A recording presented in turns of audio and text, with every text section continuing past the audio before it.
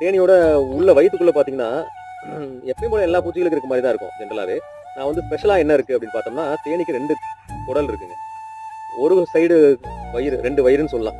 ஒரு வயிறு பார்த்தீங்கன்னா தேனியோட உடலுக்கு தேவையான தேனை வந்து சேகரித்து அது வந்து டைஜஸ்ட் பண்ணிக்கும். இன்னொரு வயிறு பார்த்தீங்கன்னா மதுரத்தை வந்து அதை சேர்த்து வச்சுக்கும். ஒவ்வொரு பூவாக போகுதுன்னு வச்சுக்கோங்க, போக போக அப்படியே அதில் சேர்த்து வச்சுக்கும். அப்புறம் கூட்டுக்கு வருது இல்லை, வரும்போது என்ன பண்ணும், நேராக வந்து இன்னொரு தேனிக்கு ஊட்டுங்க.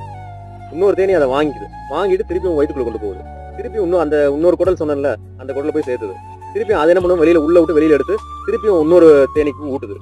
இப்படி மாறி 4 தேனீக்களுக்கு ஊட்ட என்ன ஆகுதுன்னா, வயிற்றுக்குள்ள ஒரு என்சைம் இருக்குங்க, ஒரு நொதிப்பொருள் இருக்கு. அது பேர் இன்வெர்டேஷன் பேருங்க.